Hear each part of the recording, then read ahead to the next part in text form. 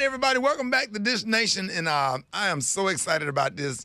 Our in-studio guest has served as the 47th Vice President of the United States of America, and he was everybody's favorite uncle-in-chief, and who is now running for Commander-in-Chief.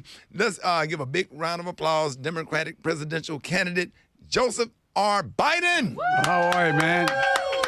Mr. President, good to see you. Yes, sir, Mr. President. I'm running for, want to be on the ticket with you. I tell you, you look good, man. You look good. I think you can play any position in my administration. Yes, sir. I would represent.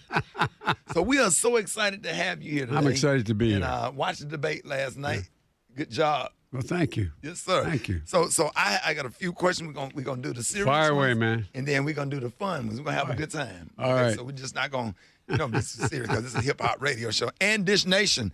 All right. So the minorities in the United States are facing a lot of discrimination with everything that's going on in this climate. How do you intend on making sure that minorities receive equal opportunities, equal rights in the justice system, and protections from discrimination? Well, first of all, look, this is the most racist president we've had in I think ever. Number one. Number two, the way he's gone out and coddled white supremacists, and he's hate doesn't go away; it just hides, and he's giving it oxygen.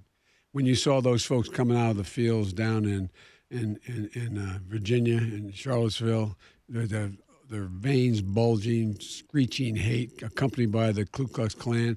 And, this guy, when a young woman was killed, the president says, they asked him to comment. He said, well, good people on both sides. Yeah. No one's ever said anything like that as President of the United States. Right. And so the reason I'm running, Rickey, and for real, is to restore the soul of America.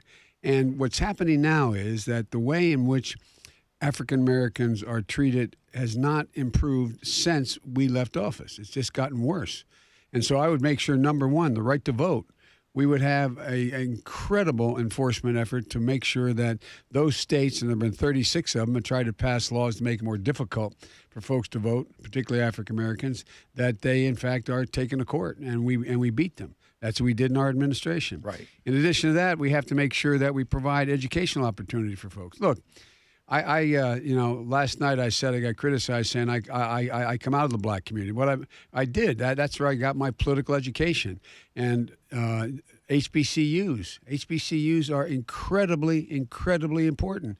We're not investing nearly enough money in them. And so I propose we invest $70 billion in HBCUs because it is the core of what, in fact, is going to be the future of the country. Right. And they don't have those great endowments. And in addition to that, when Barack and I were president and vice president, we made sure that these HBCUs got organizational structures that were allowed to do research. All these big universities, they compete for funding to work on cyber research, to work on a whole range of things. Well, we've got to bring the HBCUs into that mix. And we have to reform the criminal justice system. I mean, look, right now, no one should be going to jail for drug use. I wrote in the law that there be drug courts. They should be diverted into drug courts, not into prisons, and they should go to rehabilitation.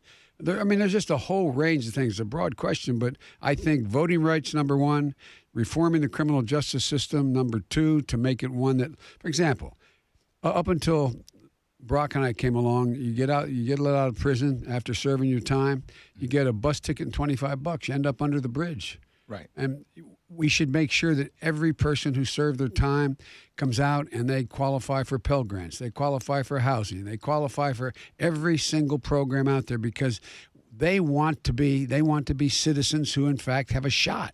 Right. But sending folks back to where they were with no background and no training in terms of what could take place in prison is just a big mistake. I know I'm going on here, but there's a lot of things that we can do that are in our wheelhouse.